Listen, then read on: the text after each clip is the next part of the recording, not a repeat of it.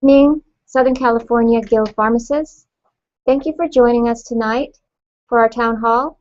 I'm Robin Borden, Guild President, and here with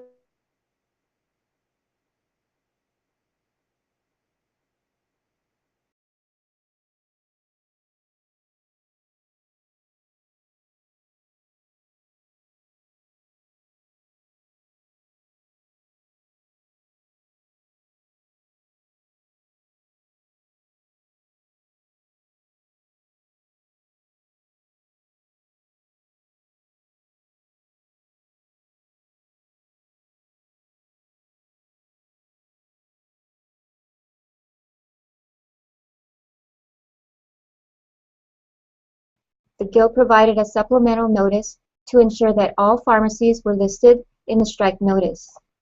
Shortly after the strike notice went out to Kaiser, the Guild's bargaining committee sent Guild members a notice that they need to go to the Guild website to vote to strike. You might be wondering why the Guild is asking you to vote a second time when you already authorized by a near unanimous margin the bargaining committee to call a strike. The answer is simple.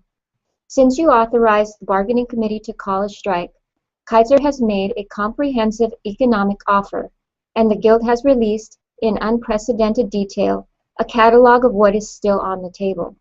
Now that you know where things stand, the Guild wants to be sure that the bargaining unit as a whole is still nearly unanimous in its support of a strike, should a strike still prove to be necessary. So please go to the website and cast your vote. The purpose of tonight's town hall is to discuss the key issues related to the strike vote, the status of negotiations, and what happens if there is a strike. Again, as with the last town hall, there is every reason to believe that Kaiser will have access to the information being shared. So, for that reason, our lead negotiator, Lauren Saxon, may defer a question dealing with tactical or strategic decisions. One final note. Just so everyone is clear, a notice of intention to strike is not a strike. It is a legally required step before there can be a strike. It is still possible for the parties to avoid a strike by, for example, reaching an agreement or the parties making material progress at the table so that the bargaining committee decides a postponement or less likely withdrawal of the strike deadline is appropriate. Now, joining us is Mr. Saxon to answer your questions and fill you in on all the details.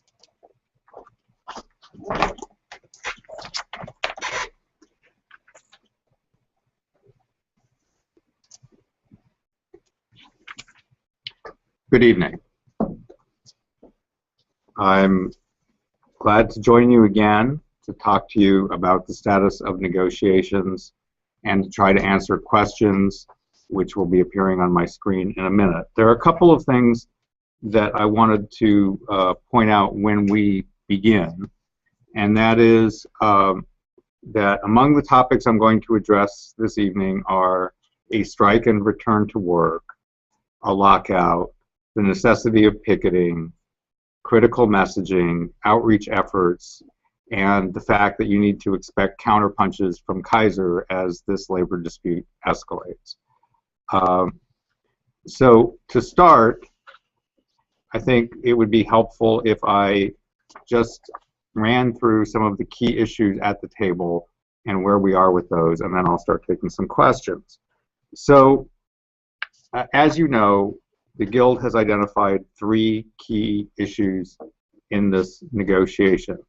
One of them is the restoration of the defined benefit pension. The second one is greater equity for part-time and per diem employees. And the third one is patient safety and pharmacist workload, how those things interact, and how you take tangible steps to address pharmacist workload in a way that best safeguards patient safety. So on the issue of the reinstatement of the pension, the parties are as far apart as they can be. Kaiser's position is, at the moment, no. The Guild's position remains that there should be a defined benefit pension benefit which is going to be reinstated for all participants who are vested. There should be increases in the PDC contribution for those who are not vested in the pension, and that Guild pharmacists will, from wage increases and other types of changes in the contract, help Kaiser pay for the restoration of the pension. The second issue, which I talked about, is the advancement of protections for part-time and per diem pharmacists. There has been some progress, but not very much on that issue. Kaiser has offered to guarantee 16 hours per pay period for part-time pharmacists. That's certainly arguably an improvement on the 0 to 39 rather, but it's not close to the 40-hour guarantee per pay period that the Guild is seeking. There also have been some improvements for per diems. Kaiser is now offering $2 an hour instead of $1 an hour as a premium for people who don't have benefits and are per diems. But there are still, as I said, critical issues on the table that are separating the parties there.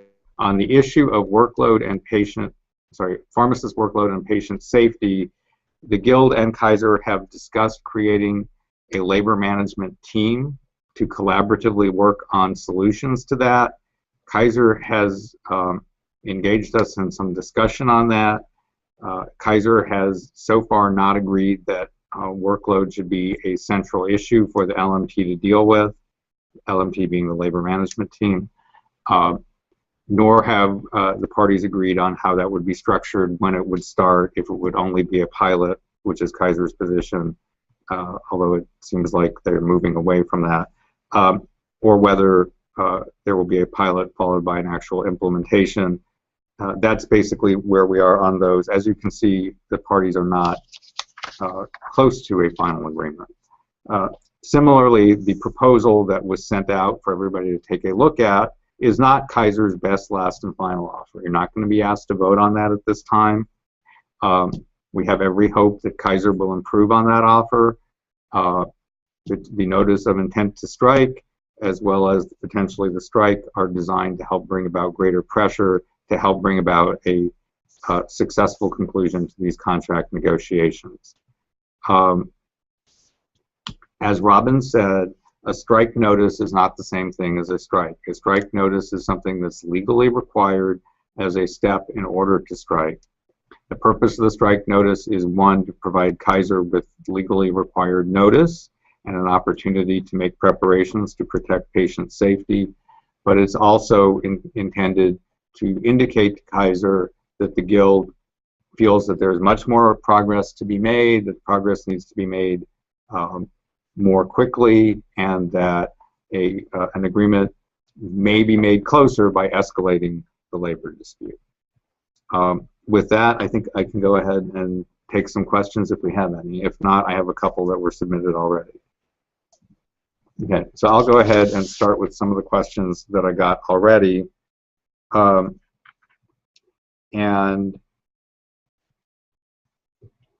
of them is what exactly is going on in terms of patient safety and workload. So as I described, the bargaining committee, after a lot of discussion internally, decided the best way to try to deal with the interaction of patient safety and workload was to try to come up with a dynamic process, an LMT process, a labor management team process, where workload issues could be discussed at each medical center by line of service, and where those LMT recommendations would be able to be then acted upon by Kaiser. So that's the proposal that the Guild has on the table. As I said, there has been some back and forth. The parties are still having discussion about that. We're not very close to agreement, but there has been good discussion. Your bargaining committee members, I think, have done a very excellent job of explaining the workload issues, the threats that they present to patient safety, and why it is in both Kaiser's and the pharmacist's interest to try to come up with solutions. Kaiser has been seemingly interested in trying to pursue this. I think they are happier to try to pursue this through a dynamic, interactive labor management team process than rules, which would be more complicated to change over time because they were embodied in the contract. So we're trying to build on that interest to actually create a solution that'll work for everybody, but we're not there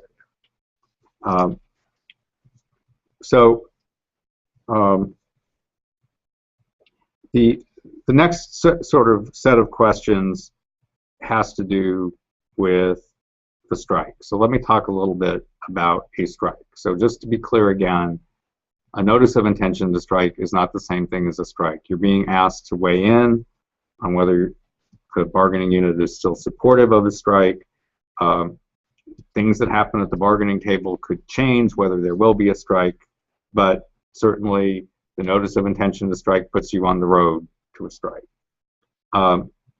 When there's a strike, the purpose of a strike is to bring economic pressure on Kaiser and to bring patient pressure and public pressure on Kaiser to help resolve the labor dispute.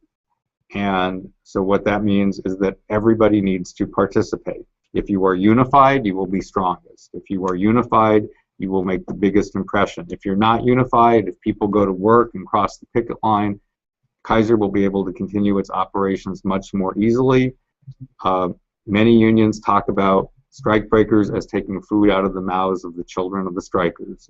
And that is somewhat rhetorical, but it is also somewhat literally true. If in fact you are going to work and breaking the strike, you're making it harder for the strike to be successful. You are making money while your coworkers are on the picket line sacrificing for your collective future. So that is the reason why it's important for every single person to participate in the strike and to do so by withholding their labor. Now, one of the issues that's come up is why is it necessary for there to be picketing now before the strike begins and again after the strike ends? And there's a number of reasons for that. One of them is that publicity and picketing and patient pressure does help express the strength and the support in the community for the Guild and your demands. And the second thing is that we know from actual qualitative research that was done by the Guild that your patients will be supportive of Guild members if you go on strike, but only as long as you've done a number of things. And those things include, number one, explaining to the members, the Kaiser participants and their beneficiaries, their kids, their spouses, why it is that you have a labor dispute, and explaining to them that you have in fact tried to resolve the dispute with Kaiser through regular channels at the negotiating table, and that hasn't been successful. They also want to know that you have tried all of the steps short of striking before you go to a strike. Well, one of the steps short of striking that unions frequently use are informational pickets and handbilling, where you appeal to the public to put pressure on the employer without actually withholding services. That is why during this period before the strike begins, you are continuing with the picketing and the handbilling. Now, with respect to picketing after the strike begins, picketing is important for a number of different reasons. First of all, you want patients to understand why they're being inconvenienced. If you're not at the pharmacy working, they're not going to understand why they're being inconvenienced. Having you on the picket line is a tangible sign that you're on strike. Okay? The fact that you're there handing out leaflets explaining why you're on strike, that you're there to answer questions about why you're on strike, also helps them understand why they're being inconvenienced, helps them understand why there's a labor dispute that makes their lives less simple and more complicated.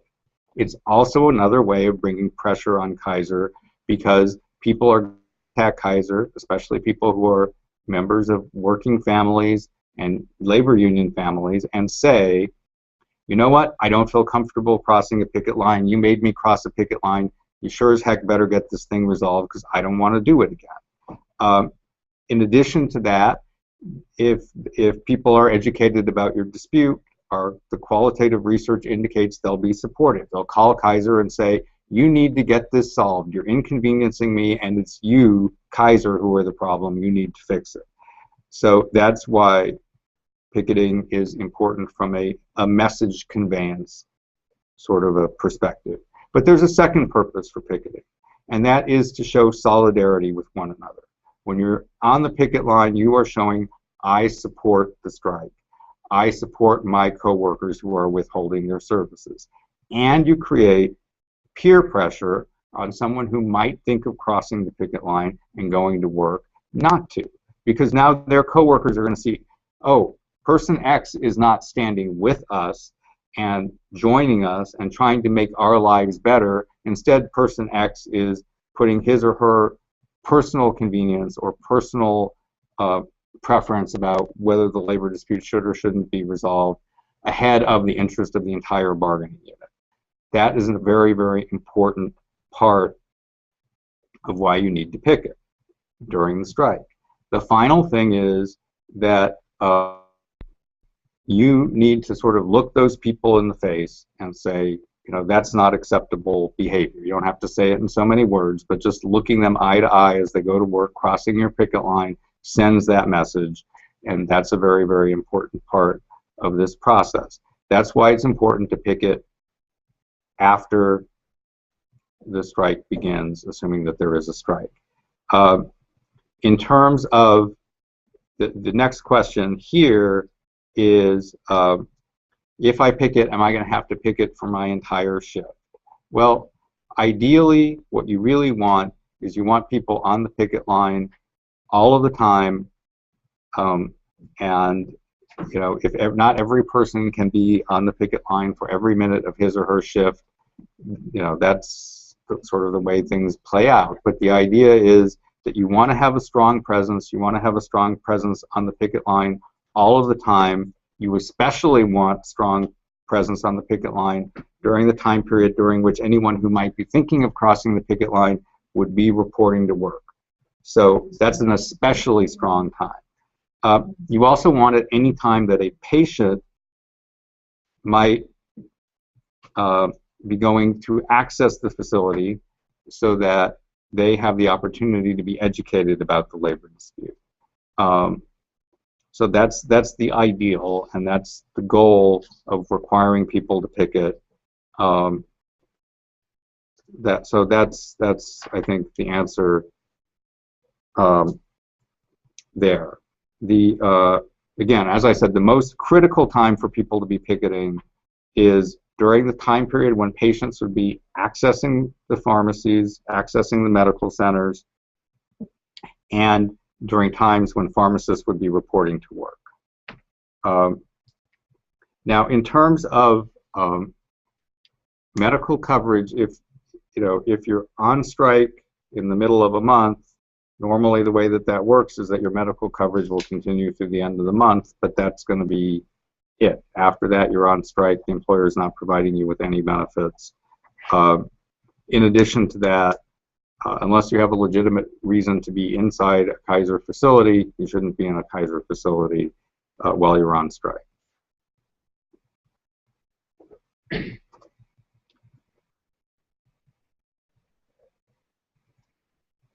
Okay, so this next question is about crossing a picket line. How does the Guild enforce the fine, and are there any alternatives besides placing the fine? Well, let me start with this.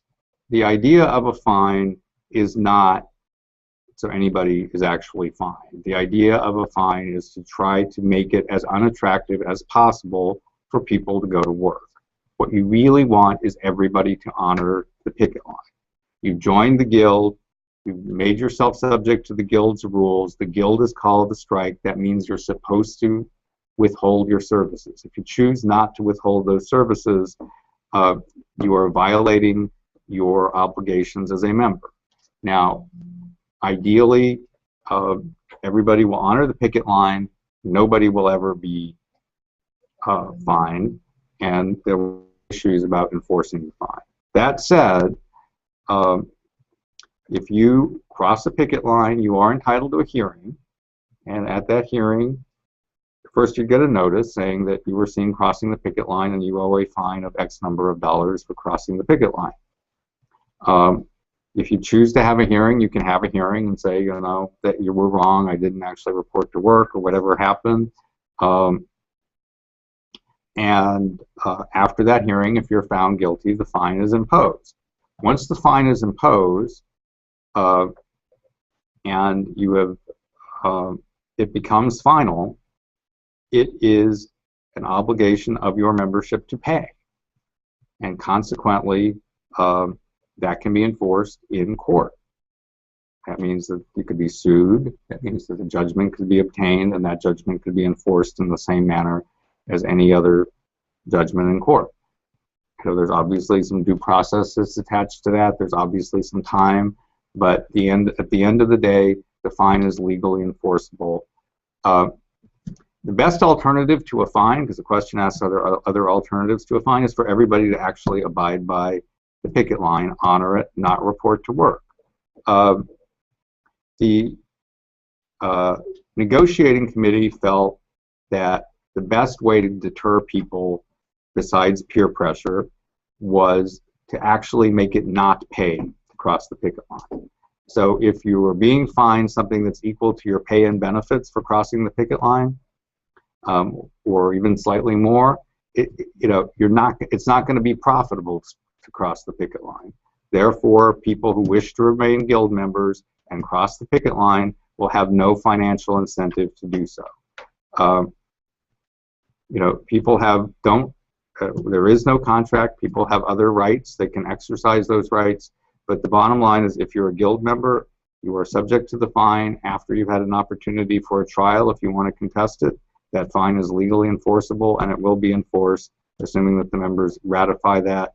There really is no better way to try to keep people from striking than to create peer pressure, one, and two, to make it not pay. So we have another question.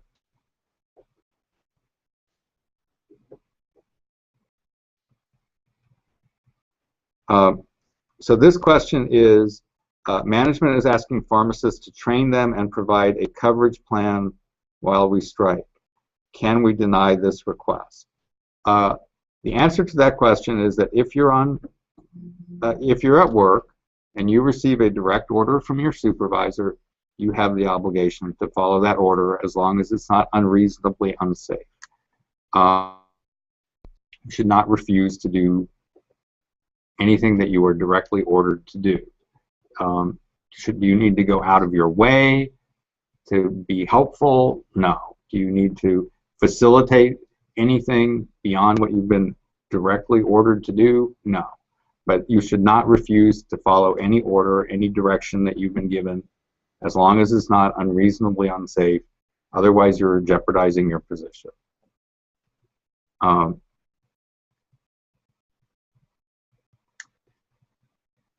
Okay, so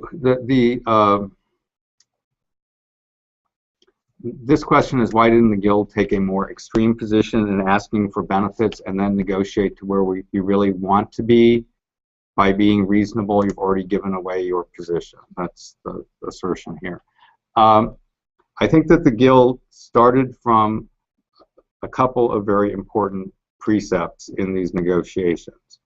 One of them was that the proposals were not unduly low, nor were they very, very extraordinarily extreme. And part of that is because the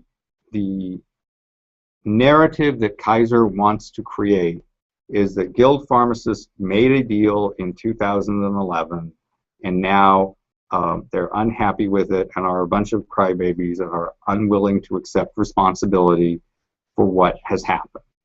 The truth of the matter is that people made some rather uninformed decisions that really severely, extraordinarily prejudice the interest of pharmacists, particularly pharmacists who have more than 5 years of time in the pension, the defined benefit pension plan, and therefore were very extremely prejudiced.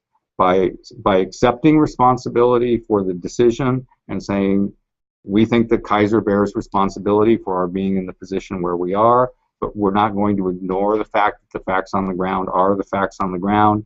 You've really taken that narrative away from Kaiser, and that was the purpose of that particular strategic decision. Kaiser has, yes, come back with some rather extreme positions, but you know, in the context of bargaining, it is a strategy that they've chosen to abide by.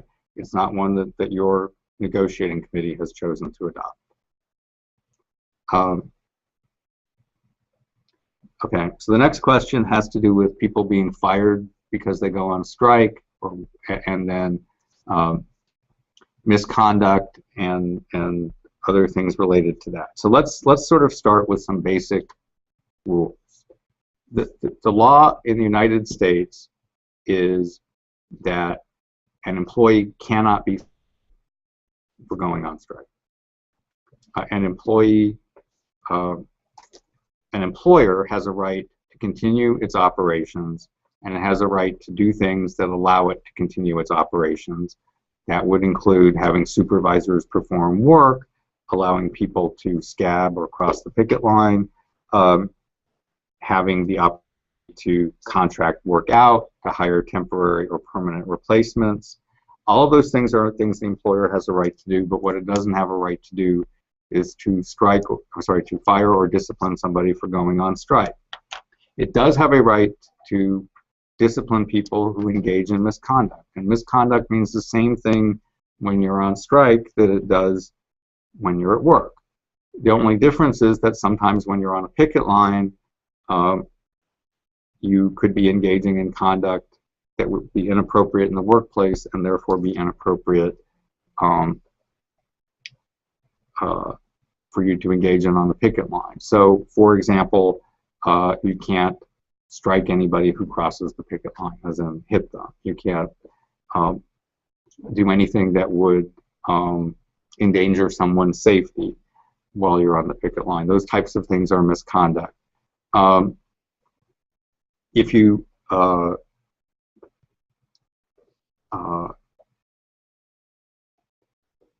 engage in any kind of conduct while you're on the picket line or while you're on strike that is attributable to you and would be something you could be disciplined for while you were at work, there's at least some possibility. If you have questions about that at the time, there should be picketing captains for each facility, and you should direct those to that person. So the next question has to do with what happens if you are on vacation while the picketing is going on. Well, the way that the proposed post-strike picketing is structured, you're being asked to participate in picketing during your scheduled shift. So if you were on vacation, you wouldn't have a scheduled shift. If you have a scheduled shift, you're being asked to picket.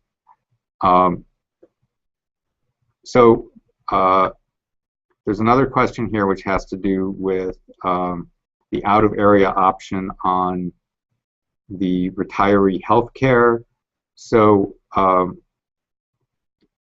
there are a number of different, really very, very specific provisions in the agreement that deal with what kinds of benefits you get if you don't live in the Kaiser service area.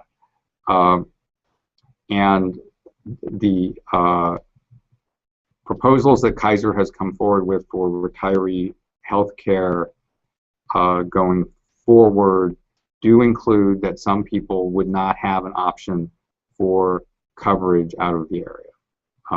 That would not be an option that was available to them. Okay, so there are some questions about whether the strike would be canceled prematurely, and what would be the bottom line. Well, I think the answer to those questions are, whether there is an offer, whether there's enough progress, is something that will cause the strike to either be postponed or canceled. Will really depend on what happens on the ground. I don't know what I can say beyond that. Your bargaining committee, whom you have elected, will make that decision based on what's going on the ground.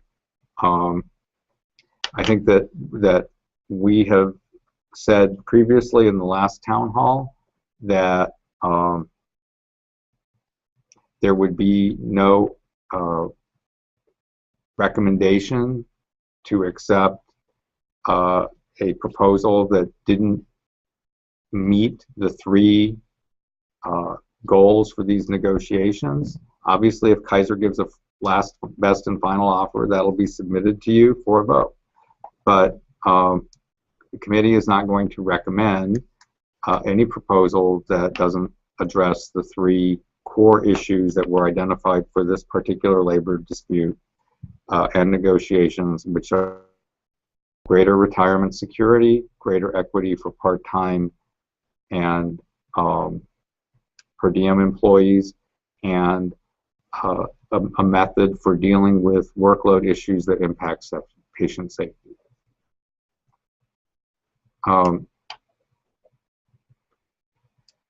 Okay, so the next question has to do with whether or tools in the belt, and strike being only one of them, and what were other ones. So there have been a number of different things that have happened. So, for example, you have done picketing, you have done handbilling. The notice of an intention to strike is another tool. Your president has reached out to literally dozens of labor leaders from throughout Southern California. I'm aware that at least some of them have sent letters to Kaiser urging them to resolve the labor dispute. I think even today, Robin was speaking to someone about talking to Kaiser and expressing concern about the fact that your labor dispute has not yet been resolved. The use of other labor unions who are big group customers of Kaiser services is another way to bring pressure on Kaiser. The outreach letter to folks asking them to contact Kaiser is another method. So public outreach, picketing, handbilling, a notice of intention to strike, all of these things are tools in your belt.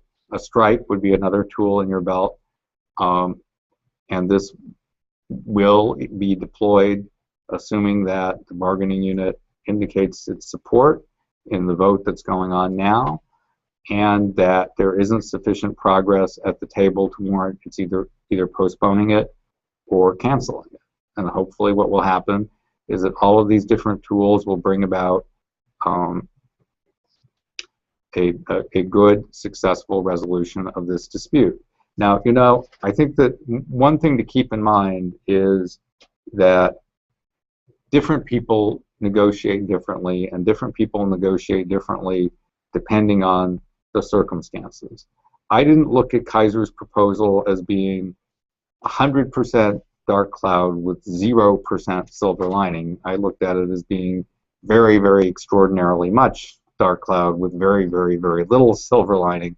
But they did respond to the letter that the Guild sent, saying you must respond to us substantively, you must engage with us on the actual economic issues that we brought to the table. We didn't like the response in that engagement, but they did respond to that demand for engagement, and they responded to it by the deadline that the Guild gave. So what that could mean is that if the Guild is clear and forceful and resolute that we can get Kaiser to continue to make progress, and the we've made has been slow, painstaking, I think very, very, very difficult to obtain.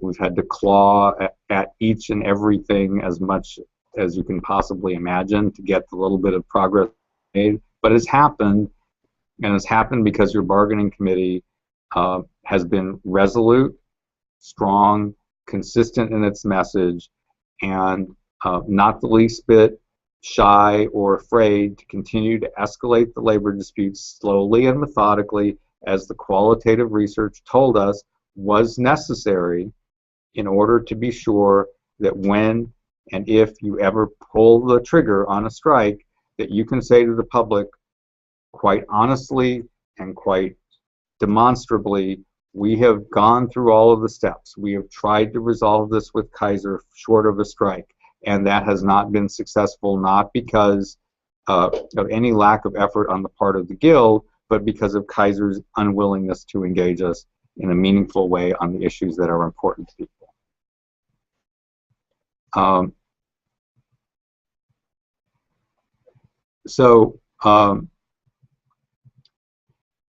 Okay, so there's another question here about managers asking people to reschedule patients to before or after the strike. Well, first of all, the strike, there is no strike. There's a potential that there will be a strike.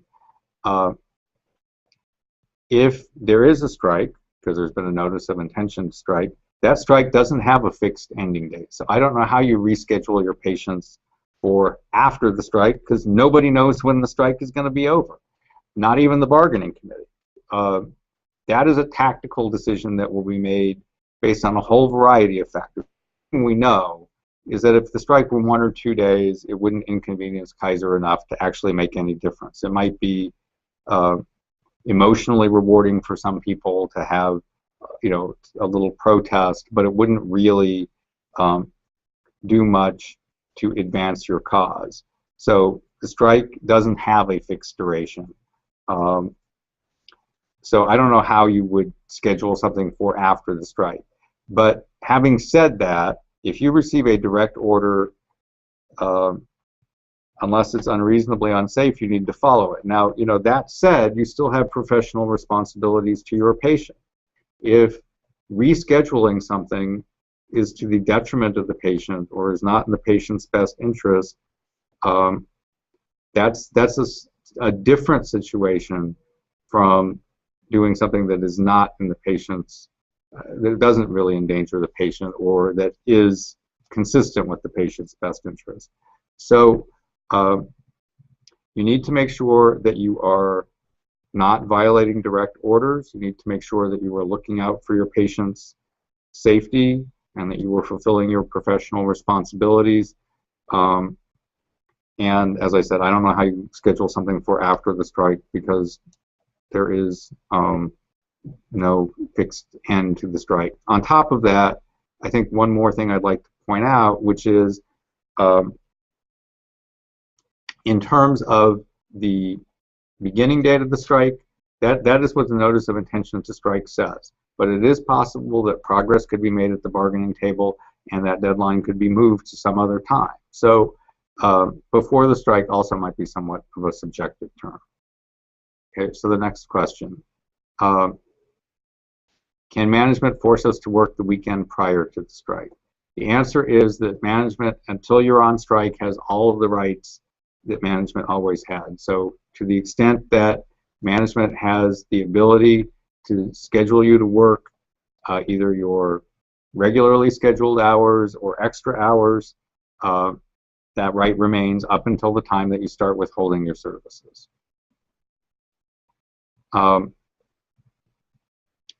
Okay, so the next question has to do with wearing white coats while on the picket line and whether you should try to cover your Kaiser patch. The answer is ideally, it's fine to wear white coats on the picket line. Ideally, if you had a white coat that didn't have a Kaiser patch or you covered up the Kaiser patch, It eliminates some issues that Kaiser might want to raise, so that would be a much preferable situation. That would be our strong recommendation, that you either cover up the patch or that you wear a white coat that doesn't have a patch. Okay, the next question has to do with what happens if people cross the picket line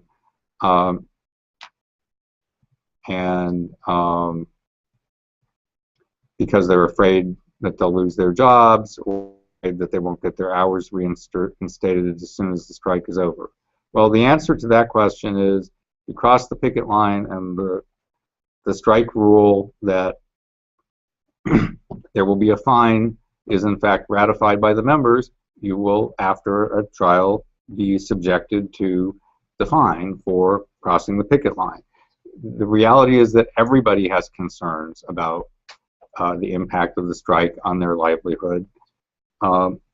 Nobody is more special than anybody else. The decision collectively, if a decision collectively is made that it's in the best interest of the bargaining unit to go on strike, then everybody who is a guild member will be expected to abide by that decision.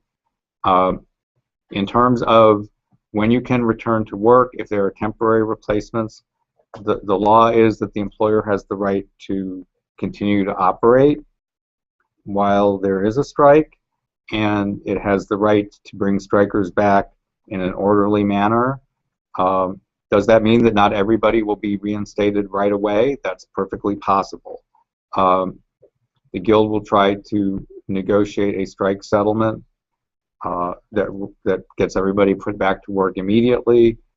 How successful we are, there can be no guarantees. It's a negotiation that requires an agreement on both sides.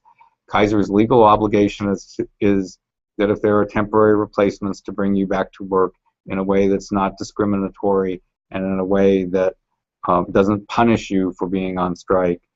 How that plays out in a specific fact situation will depend on what the facts on the ground are at the time. The next question has to do with residents working in the pharmacy to fulfill pharmacist shifts. Residents are not in your bargaining unit. They're not subject to your rules. There is nothing that can be done to prevent them from working. Hopefully they will look at you as their co-workers and honor your picket line. They have a right to do that. Whether they will, I can't say.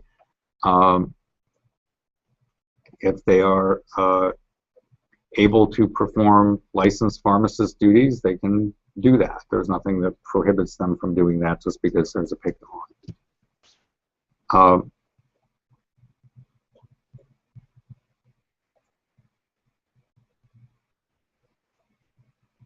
Okay, so I'm not sure I completely understand this. There is a volunteer event scheduled during the possible time of the strike at one of the Kaiser centers. This is something that was strongly suggested some of us attend. It's technically not a paid event, but it is a benefit to Kaiser and its membership. Well, the answer is that while you're on strike, your goal is to try to bring economic pressure to bear on Kaiser. Obviously, if there is an event, and you may want to show up and picket at that event. But, you know, do you want to go and assist Kaiser during the strike? I'm not sure how that really makes sense or advances the union's cause. Yeah, it's a staff appreciation event. I mean, the reality is that at the moment that you're withholding services, you really shouldn't be going to a Kaiser facility unless you're there for some kind of medical treatment or other legitimate reason.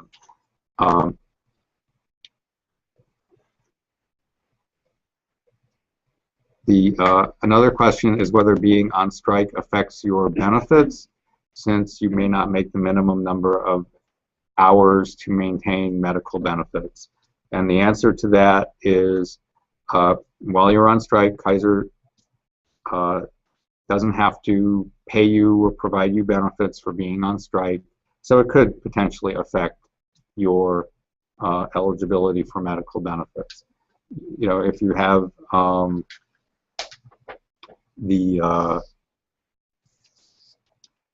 If you have medical needs that need to be met, and you don't have other alternatives in terms of insurance, then and you've lost your insurance from Kaiser, then yes, you would have to make alternative arrangements, because Kaiser does not have an obligation to provide you with benefits, new benefits, while you're on strike. Now, obviously, if you're in the middle of the month where benefits have been paid for, you're going to get benefits till the end of the month. Beyond that, obligation to do that. The next question has to do with other unions honoring the picket line. In fact, today and yesterday, the Guild office and my office have been working to contact other unions to obtain what are called strike sanctions. That will be a way to facilitate other unions honoring your picket line.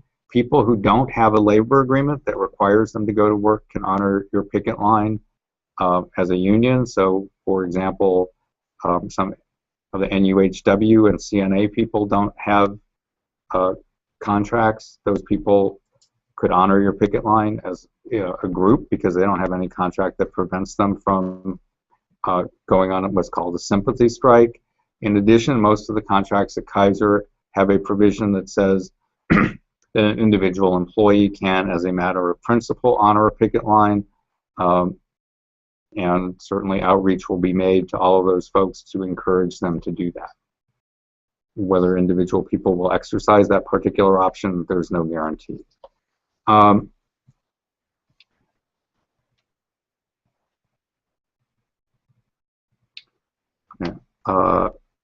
want to get to, before I get to more questions about the strike, I just want to take a minute and talk a little bit about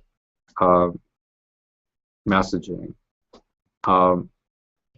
and how important messaging is, and how important getting our message out now before you strike is to the strike being effective. What we know from the qualitative research is that people are more receptive to your message about what's going on before you go on strike.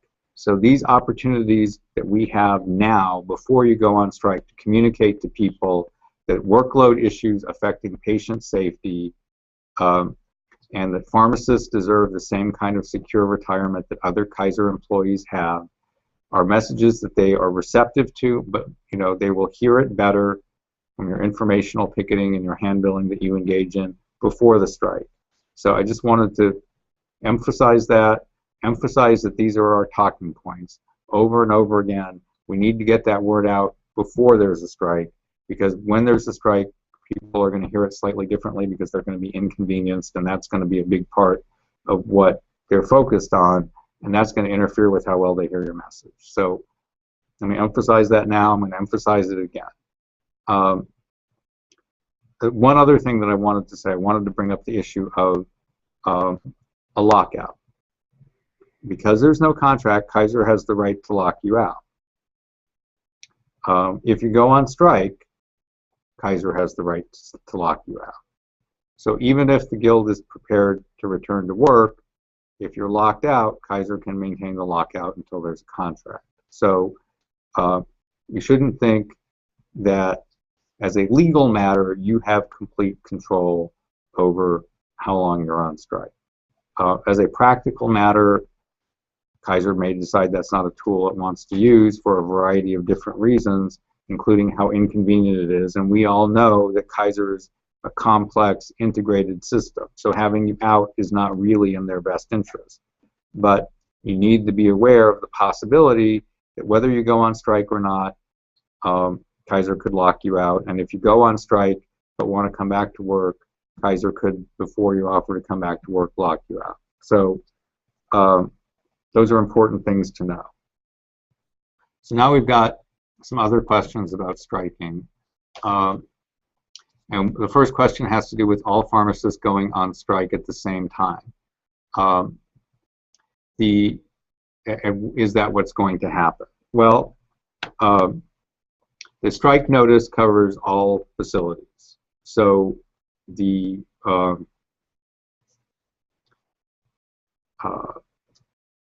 notice that has been given to Kaiser is that all pharmacists are going to go on strike at the same time, which is 7 a.m. on the 19th. Now, you should, if you are in the middle of rendering patient care, make sure that your patient is safe before you leave the building. But you still have your professional responsibilities.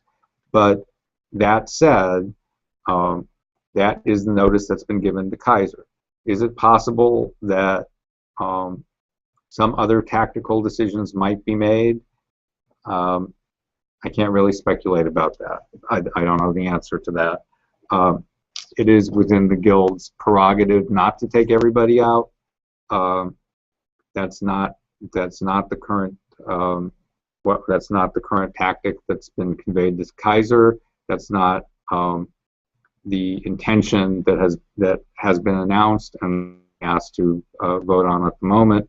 But yes, that is always an option, that there could be a phased or rolling or all sorts of other types of strikes. Those are all tactical decisions which, because we know Kaiser might be listening, I'm not going to go into what the final decision may or may not be.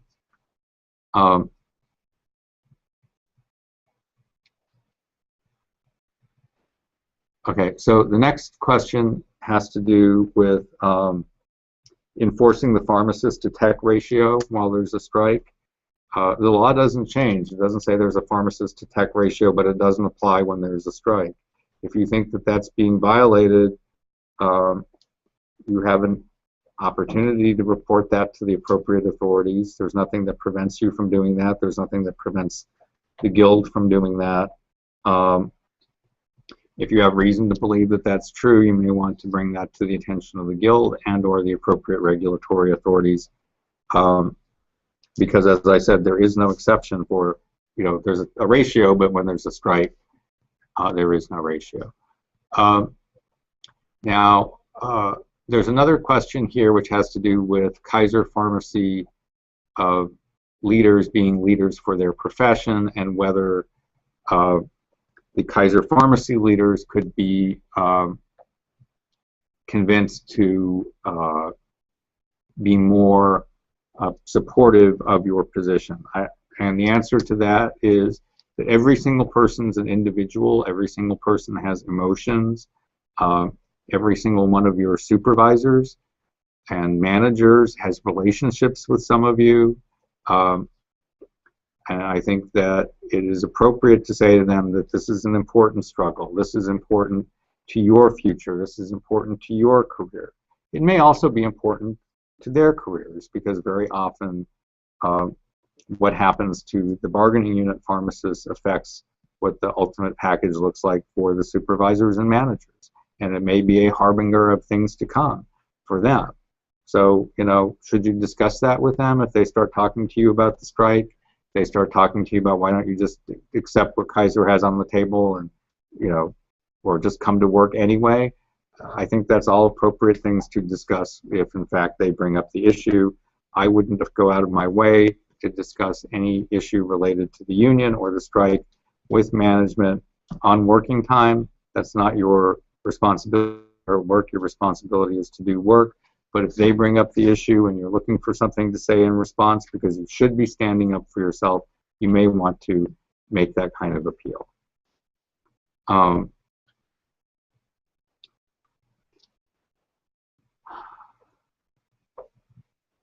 Okay, so there's a question here about the non-vested pharmacists and the PDC. So the PDC being the defined contribution plan. Well, let me talk a little bit about this in a way that I think is probably most helpful. The main, there is not, in some totally abstract medical way, a definitive better type of retirement plan and a definitively worse type of retirement plan if it's adequately funded. There are reasons why taking or freezing the defined benefit pension for existing pharmacists is very disadvantageous. And the reason for that is because a defined contribution pension funded at a high enough percentage, and what that percentage is, according to the Guild's actuary, is around 16 or 17 or 17.5%, funded at that level for a person's entire career,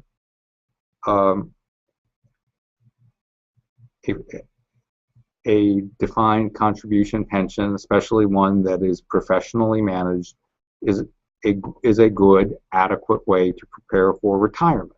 The problem that you have for people who are further along in their careers, which is the case for most non-vested pharmacists, is that there isn't time to make that kind of contribution into the PDC plan. Their retirement plans were built around a defined benefit pension into which they've invested many, many years, and which has formed the core of their pension planning. So the issue really is, how do you give each person the best opportunity to prepare for a pension? And so the best way to do that is to make sure that the person has enough time in the system that provides the pension that the type of retirement they're going to receive, retirement benefit they're going to receive, to enable them to have a secure retirement. If you are 30 years old and you have 30 more years in your career and you're putting 16, 17, 17.5% into your PDC and is professionally managed, which you have the opportunity to do through those plans that are targeted on your retirement years and where you are in your career, that's a very good benefit for you. If you are 25 years into your career, you just don't have that same amount of time to make that defined contribution plan really pay off for you, and that's why you have those astronomical losses when you go use the actuarial tool to determine the effect loss of the defined benefit pension on people who are more advanced in their careers. So I think that's basically the answer to that question.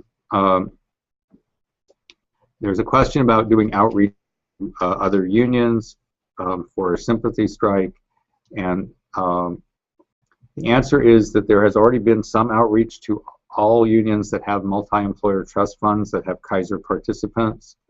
That's starting to bear fruit. If in fact the strike goes forward, will there be additional outreach to other unions? Yes, that's in part through going to the AFL-CIO in each of the counties and seeking a sanction for the strike. In part, that's going to the Teamsters and seeking a sanction for the strike. There will be additional outreach as time goes by, and that effort will just continue. So outreach efforts have been a big part of the tools that have been used by your bargaining committee on your behalf. I think they've done, from what I've heard, a much better job than has ever been done in the past in terms of communicating to you about what's going on in these negotiations, about what's going on, including this town hall format, what's going on with the labor dispute. They've done a much better job at communicating with the public through the handbilling and the leafleting. They've done a much better job, because I can tell you from the few folks that I've talked to about the outreach letters that they've never heard of the Guild. They had not known that you'd ever had labor disputes before, and they were hearing about you and the fact that you were having a labor dispute with Kaiser for the very first time. A lot of those folks were very supportive, wanting to figure out how they could help, but the reality is that you have to reach out to them. I think your leadership has done a much better job than has ever been done before. and that is just going to escalate as the labor dispute escalates. There's another question here about what does it mean to show up for picketing during your scheduled work hours. What that means is that you should try to show up for picketing during the time, starting at the time that people would be reporting for your shift. So let's say that you have a shift, this person says it was 1:45 p.m. is the starting time.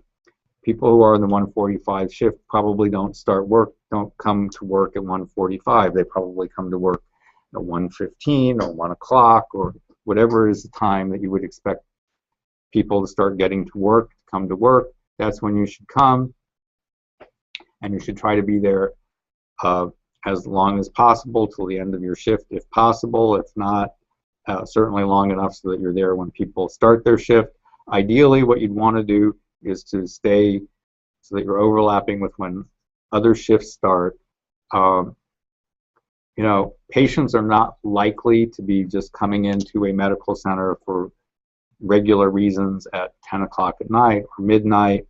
It's less critical, except to the extent that you're covering beginning or ending time of shifts, to cover those hours than it is to cover hours when patients are likely to be coming in.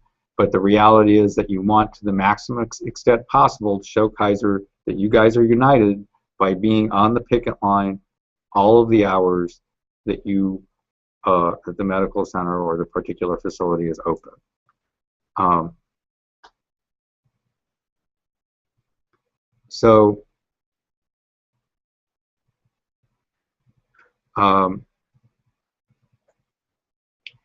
There's a question about the NUHW has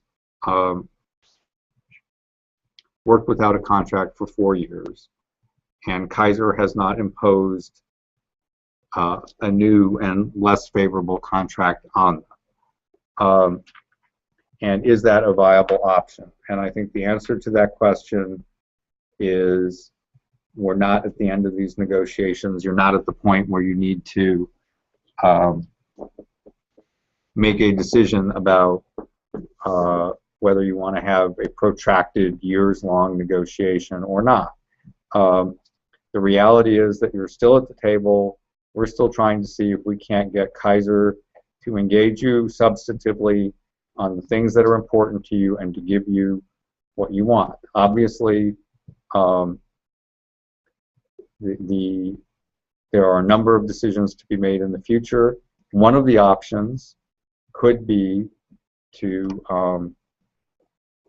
hold off and just continue to work without a contract.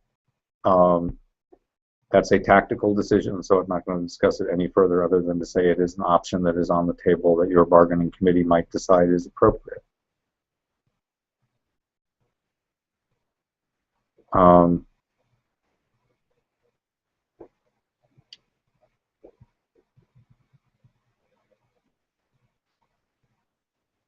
So do we have another question? This one I can't answer. So,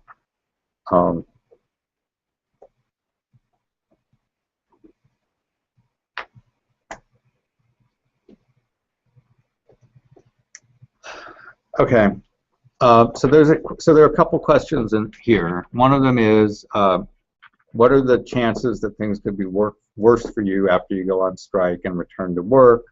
Could a strike backfire on you?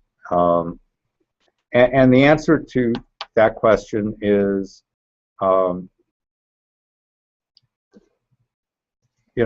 having a strike and being unsuccessful is not great. It makes your bargaining power less. You can see from the fact that the NUHW has gone 4 years without a contract that having an unsuccessful strike does not necessarily put you in the most strong position. Whether you go on strike or you don't go on strike, Kaiser can give you a last best offer. If you don't accept it, and the parties are at impasse, and that's a factual question, they can impose their offer, which could be worse than it is now. If they think that you've struck and lost, and that you don't have the ability to strike again, they might be more tempted to impose an unattractive offer than they would be otherwise, but they might not. The fact that you went on strike may mean that they are worried that you're going to go on strike again. That's not something that, even if you're not successful, it's not something that they'll relish or desire. And so, you know, a strike is a tool. It may or may not be successful. At the end of the day, that's really all I can say. The next question from the same questioner has to do with the federal mediator. And can you bring it back? I was in the middle of reading it.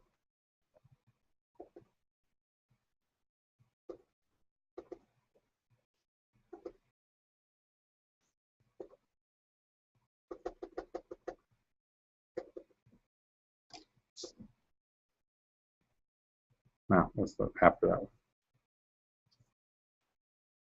There's one after that. All right, while you're looking for that, the question is the Guild going to compensate people who are striking? The answer is the Guild does not have an emergency fund for strikes, and people will not be compensated for striking. Can you find that last question? It's a different one. Okay, and then the next question had to do with coordinating pharmacists to strike. The answer is that if there is a strike, it's going to be imperative that there be a strike captain or a picket captain at each and every facility. That's going to be a major issue for the Guild negotiating committee to tackle if, in fact, there really is a final decision to go on strike. You know, there's a question here about coordinating striking in Kern County. The answer is that there will need to be somebody to coordinate at each and every facility, and that will be a high priority. If you are in Kern County and want to volunteer, I'm sure the committee would love to hear from you, because you probably are going to need some help there. So if you sent that question and you're willing to help, that would be great. Okay, so the question about the mediator was, wouldn't the federal mediator have interjected to keep communication open? And so I think that the answer to that question is it's not the case that there is not communication between Kaiser and the Guild. It's not even the case that the communication between Kaiser and the Guild is bad in the sense of we're not understanding what they're saying, or they're not understanding what we're saying, or somehow there is a breakdown in communication between the two parties. The reality is that negotiations are ongoing. They have not reached impasse. Both parties are continuing to meet. Some things are getting accomplished at negotiations. The pace is glacial. The fact that we've had 15 meetings and have resolved as little as we have is not particularly encouraging, but things are not broken. The federal mediator continues to meet with both sides and to encourage both sides to try to reach an agreement, as is his responsibility. But you know, there's nothing broken to fix. The reality is that Kaiser has not been willing to talk about the things that the Guild thinks are important, and now that it's finally spoken on some of them, it's basically just said, no, we don't really want to talk about this more. Your Guild negotiating committee is very tenacious. It's very committed. It's very persistent. It is surprisingly patient. I mean, I watch them sometimes grimacing as they're being patient, but they're patient in the sense that they not patient in the sense of just sort of waiting for something to happen, but patient in the sense of they are determined to have something happen, and if that means they need to come back over and over and over again and be assertive on your behalf over and over and over again, they are willing to do that. It's not always fun, it's not always pretty, but they've really done that, and you should be proud of the fact that they have been such tenacious fighters on your behalf. Kaiser has no doubt what's important in these negotiations, and no doubt that the Guild is not going to be recommending any kind of a deal that doesn't accomplish the 3 goals that were announced at the beginning of the negotiations.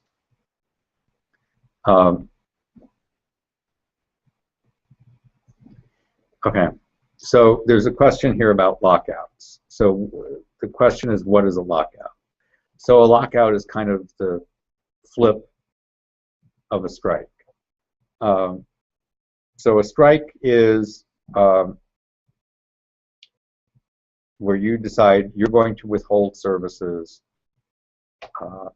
potentially until you get what you want. You could obviously unconditionally offer to return to work, which is the way that many strikes end.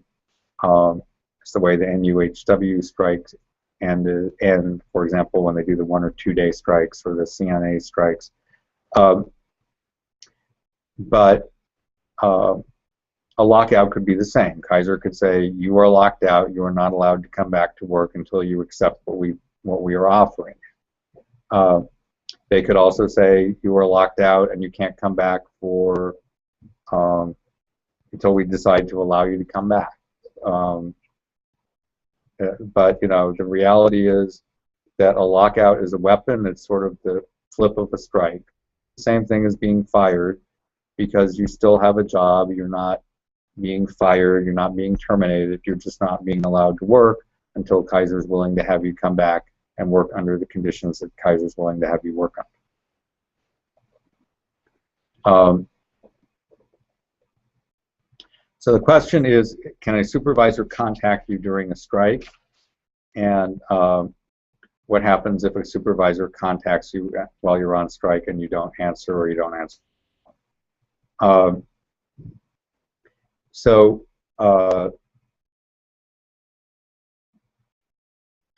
While you're on strike, you are withholding services. So answering the telephone and answering your supervisor's questions is working. So not answering your supervisor's phone calls and not answering their questions is withholding your services. So that's consistent with being on strike. All right, there's a question about the strike vote and the percentages of the strike vote, and the reality is that that's not information that should be shared in a public way, so I'm not going to answer that. I'm going to defer that. Are there more questions?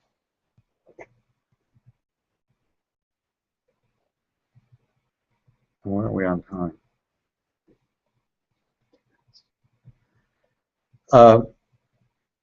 So questions, who is negotiating for Kaiser, pharmacy, upper management, or HR? And I think the answer is that there are some people from pharmacy management, but the reality is that the decisions are being made by HR and labor relations, and potentially people at Oakland who are probably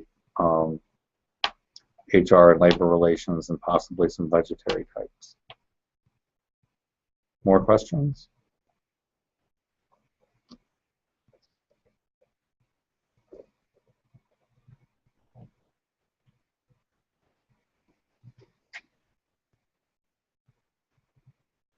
Okay, so there's a question about people who cross the picket line, so if the members adopt a fine for crossing the picket line, you can be fined for crossing the picket line. If you don't pay the fine, that fine is legally enforceable. Could the Guild also expel you from membership for not paying the fine? The answer is yes, it could. If you are expelled from membership, would that prevent you from working, was the next question. And the answer is that under the National Labor Relations Act, you have an obligation to either be a member of the guild or to pay the legally required amount, which is called the agency fee, and those are your options.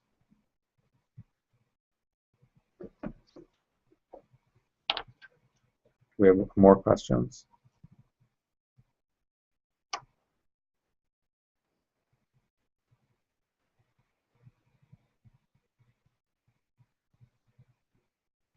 Okay, so there's a question here for further clarification about the pension and the PDC. So let me just explain again what the Guild's proposal is. The Guild's proposal is that for people who are vested in the pension, that the pension would be unfrozen and they would again be reinstated into the pension as active participants. And for people who are not vested in the pension and anybody who affirmatively opts out, well, as well as new hires who are obviously not vested in the pension, they would be getting increased PDC contributions with the goal of trying to get to a 17.5% type of rate, maybe during this contract term, if not to be well on the way by the time the contract is over. The current proposal on the table is to get them to over 17%. And in that way, affording people who are younger the opportunity to have a defined contribution type of pension that provides them with a secure retirement, and for people who are in the situation where they would be better off by being reinstated into the pension, to give them the opportunity to do that. So the next question has to do with Kaiser locking out employees for an extended period of time, and can they apply for unemployment? My recollection is that in California you cannot apply for unemployment. You can apply, but I don't think you can receive unemployment while you're locked out, because I believe the exception is for a labor dispute. We will verify that and get some information out to everybody, but that is my recollection of the law. Do we have any more questions?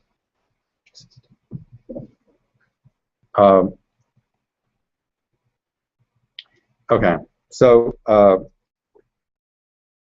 somebody is suggesting that I emphasize this point, and I think it's a very excellent suggestion. If there is a strike, it's the responsibility of each and every pharmacist to help make that strike a success. The success of your negotiating committee in accomplishing its goals turns on each member accepting personal responsibility for the success of the strike. If a strike is honored by 100% of people, it's likely to be shorter. If it's not honored by 100% of people, it might be very short because you're going to lose, but it also could be very long because Kaiser will be able to limp along better with some of its workforce working than it is if everybody is out and honoring the picket line. And you have to remember that, you know, when you're dealing with Kaiser, you're not dealing with a small-time employer. You're dealing with an entity that's very sophisticated, that's very well-funded. In fact, the CNA press release that I got today talks about their, you know, $21 billion reserve fund. So, you know, Kaiser is not the type of entity that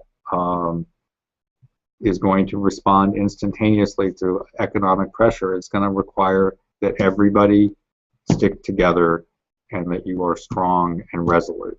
They're not going to want a lot of disruption. They're not going to want their patients to become unhappy, but that'll only happen if everybody sticks together. Now, having said that, I think it's also equally important to emphasize that the greatest likelihood that there won't need to be a strike is if everybody participates, everybody shows solidarity now. If you show up tomorrow for the picketing in Downey, if you participate in showing your solidarity between now and the 19th, it may very well be that we'll get to an agreement, or we'll get far enough along in the negotiations that it won't be necessary for there to be a strike. And that would be a great outcome. It would be a much better outcome if everybody accepted personal responsibility and Kaiser was convinced that you were resolute and that the best way to bring about labor peace is to make a deal with your negotiating committee. That would be great, but that requires each and every one of you to take personal responsibility for the success of the strike.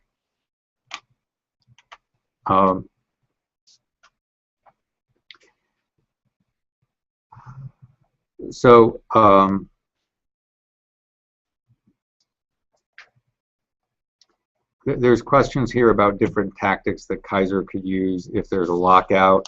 I don't think it's really a very good idea to talk about those type of tactics in a public forum. Suffice it to say that Kaiser will try to act in its own best interest, and that it may very well play lots of games in terms of allowing people to go back to work or keeping people from working if it possibly can, and it decides that's in its best interest. I want to make one more, or take one more question, and then Robin has some concluding remarks. We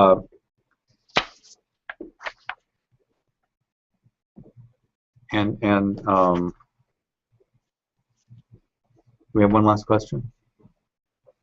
No, we don't have any more questions, so I'm going to turn it over to Robin. Thank you for your attention. Hopefully this has been helpful and informative, and have a good evening.